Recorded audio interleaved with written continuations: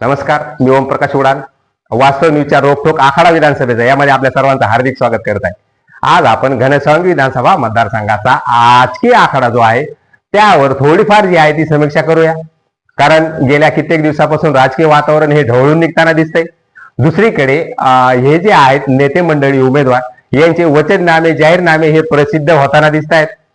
त्याचं वाटप करताना कार्यकर्ते दिसत आहेत. एक 3-4 दिवसापूर्वी राजेश टोपे जे आहेत त्यांचा वचननामा माझ्या हाती पडला, बघितलं मी. त्यामध्ये या सगळ्या वचननाम्यामधून मला तर असंच वाटलं, मोठं घर आणि पोकळ वासा. मला असं वाटलं कारण त्यामध्ये त्यांनी जे मुद्दे दिले त्यामध्ये शेतशिवार असेल, आरोग्य असेल, रस्ते असेल, वीज असेल, सिंचन असेल, शिक्षण असेल, सहकार असेल, शहराचा विकास असेल आणि इतर विकास कामे आहेत. असं एक रंगीबेरंगी एक 4 पानाचा तो वचननामा आहे. आणि त्यामध्ये आम्ही असं करू, आम्ही तसं करू, आम्ही हे करू, आम्ही ते करू, असे सगळे जे आहेत ते आश्वासनं देण्यात आलेले आहेत. मग मला त्यावर प्रश्न पडला, राजेश टोपे यांची गेल्या 5 विधानसभा निवडणुकापासून एक हाती सत्ता आहे. बहुतांश जिल्हा परिषद, पंचायत समिती, बाजार समित्या, ग्रामपंचायत ह्या तुमच्या ताब्यात आहेत. मग एवढं सगळं असताना तुम्ही असं करू तसं करू, मग तुम्ही केलं तरी काय? कारण एक हाती तुमच्याकडे जर 5 पंचवार्षिक पासून सत्ता आहे, तुम्ही मंत्री आहात, तुम्ही पालकमंत्री आहात आणि एवढं सगळं असताना ग्रामीण भागातल्या सर्वसामान्यांच्या ज्या समस्या आहेत, त्यांच्या मूलभूत समस्या आहेत, त्यामध्ये रस्ते असेल, पाणी असेल, वीज असेल, आरोग्य असेल, या सगळ्या ज्या गोष्टी आहेत, या सगळ्या गोष्टींचा उहापोह जो आहे तो झालेला दिसतोय. त्या ज्या गोष्टी आहेत त्या तुम्हाला करण्यामध्ये अपयश मोठ्या प्रमाणात आल्याचं दिसून येते. आणि तुम्ही वचननाम्यामध्ये परत म्हणता आम्ही असं करू, आम्ही तसं करू. मग 20 ते 22 वर्षे तुम्ही सत्तेमध्ये होतात, मंत्री होतात, तुम्ही पालकमंत्री होतात. मग एवढ्या दिवस आपण केलं तरी काय? ठीक आहे, तुमच्या वचननाम्यामधल्या 2 गोष्टी मला मान्य आहेत. त्या एक म्हणजे सिंचन आणि दुसरी म्हणजे वीज. या संदर्भात तुम्ही पाठपुरावा केलाय, त्याचा शेतकऱ्यांना फायदा होताना दिसतोय.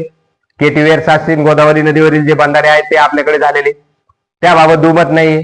विजेच्या शेतीच्या संदर्भातल्याही तुम्ही काही गोष्टी ज्या आहेत त्या सोडवण्याचा प्रयत्न केलाय.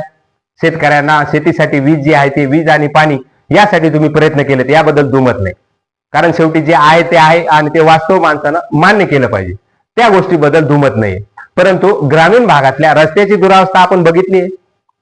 किती दिवसापासून आपण या रस्त्याने फिरतो आहोत, विविध निवडणुकामध्ये त्या गावाला जातो आहोत, तेथे जाऊन काही निवडणुकामध्ये विविध उद्घाटने, भूमिपूजने करतो आहोत. मग एवढं सगळं असून एवढं सगळं होऊ नये, रस्ता झाला का नाही हे सुद्धा बघणं आपलंच काम आहे का? आपण फक्त येणार, उद्घाटन करणार, भूमिपूजन करणार आणि नारळच फोडणार? ठीक आहे, ह्या 2 वर्षामध्ये जवळपास तुमच्याकडे सत्ता नव्हती, सत्तेवर दुसरे बसले होते. परंतु जवळपास 20 ते 22 वर्षे तुम्ही सत्तेमध्ये होतात, मंत्री होतात, तुम्ही पालकमंत्री होतात. एवढं सगळं असताना तुम्ही तुमचं मतदारसंघासाठी योगदान किती टक्के आहे हेही तपासणं गरजेचं आहे. सुरुवातीच्या 5 ते 10 वर्षामध्ये तुम्ही विकास कामासाठी तळमळीने काम करत होतात असं दिसून आलं. कारण हे बंधारे जे झाले ते आता झालेले नाहीत. सिंचनाचा विषय जो आहे ना तो आताचा नाहीये, तो त्यावेळीचाच आहे, तो आता जुना झालाय. परंतु त्याला धरून बसून चालणार नाही. आपण नवीन काय केलंय? ह्या ज्या कार्यकाळामध्ये तुम्ही काही दिवसामध्ये विजेचा शेतकऱ्यांचा जो विषय आहे तो मार्गी लावलाय, त्याबद्दल दुमत नाही. रस्त्याची दुरावस्था आपण कधी बघितली? ग्रामीण भागातले आरोग्य उपकेंद्र आहेत, तिथील दुरावस्था कधी बघितली आहे? ग्रामीण भागातील जिल्हा परिषद शाळा आहे, त्या एखाद्या शाळेमध्ये आपण गेलाय, तिथे शिक्षकाच्या रिक्त जागेचं घोंगडे हे आपण कधी बघितलंय? तिथल्या विद्यार्थ्यांना काही सुखसुविधा मिळत आहेत का नाही मिळत आहेत याचा कधी पाठपुरावा केलाय? याबरोबरच आपण शिक्षणाच्या बाबतीत ह्या सगळ्या गोष्टी कधी बघितल्या आहेत का? आरोग्याच्या बाबतीत आपण कधी गेलायत का एखाद्या आरोग्य उपकेंद्रामध्ये? तिथली परिस्थिती बघितली आहे का? का फक्त आपण उद्घाटन, भूमिपूजन आणि लोकार्पण झाल्यानंतर त्या गोष्टीकडे झुंकूनही बघत नाहीत असंच दिसून येत आहे? आपण मोठमोठ्या बिल्डिंग आणताय, बिल्डिंगसाठी निधी उपलब्ध करून देताय, पण त्या बिल्डिंगमध्ये जर माणसंच नसतील, तिथल्या त्या ज्या सुविधा आहेत त्या मिळवण्यासाठी तिथल्या जागा ज्या आहेत त्या भरल्याच जात नसतील तर त्या बिल्डिंगला करायचं तरी काय? त्यापेक्षा कोंडवाडा बरा असंच वाटतंय. घनसावंगीला आपण विविध जे कार्यालय आहेत ते मोठ्या पद्धतीने थाटलेत, त्याचे भूमिपूजनही केलेत, आपण लोकार्पणही केले. काल परवा त्या तालुका क्रीडा कार्यालयामध्ये गेलो, एकदम सुखसुखाट. अक्षरशः एखादं कुत्र सुद्धा तिथं बघायला भेटलं नाही. शिपाई तर सोडूनच द्या, तिथं अधिकाऱ्याचा पत्ता नाही, कर्मचाऱ्याचा पत्ता नाही, तिथं लॉक लावलंय का तुटलेला आहे लॉक हे सुद्धा बघायला कोणी तयार नाही. पाहिली परिस्थिती, दरवाजे इकडे तिकडे पडलेले, खिडक्या इकून तिकून तुटलेल्या, आतमध्ये गेलो तर सगळी घाण साचलेली. आणि ते तालुका क्रीडा अधिकारी यांचं कार्यालय, त्या कार्यालयाची जर असा हाल असतील, तिथं अधिकारी कर्मचारी कोणीच जर नसेल, तर आपण फक्त हा निधी गुत्तेदारांचं चांग भलं करण्यासाठी आणताय की काय, असाही प्रश्न उपस्थित होतो.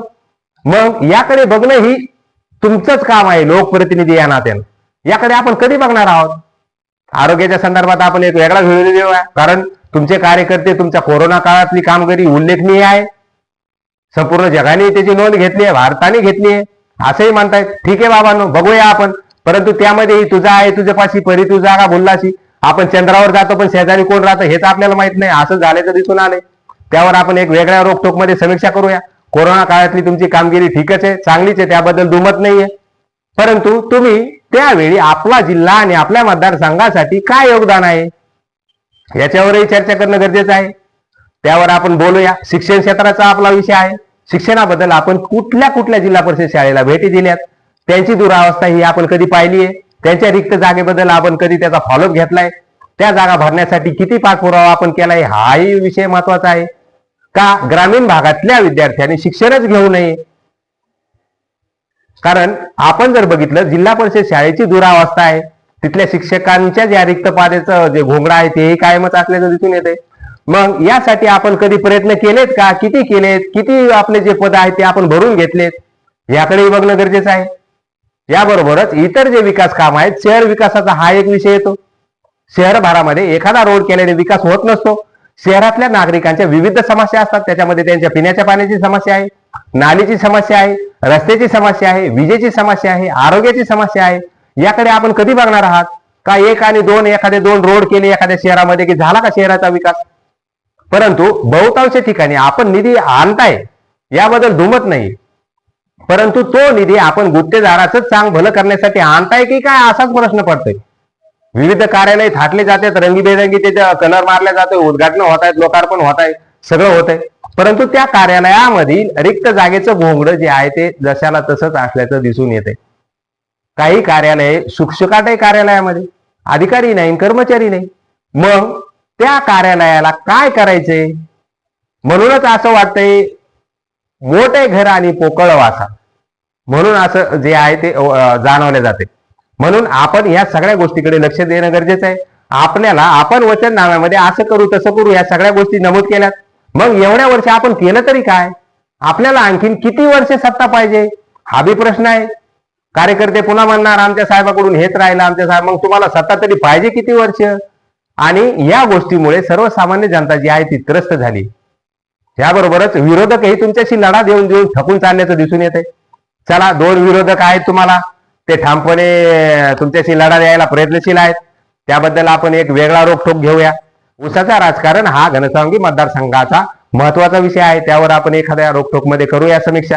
परंतु हा जो वचननामा आहे तो बघून असं थोडंसं वाटलंय, चला याच्यावर आपण थोडीफार समीक्षा करावी म्हणून समोर येण्याचा प्रयत्न करत आहे.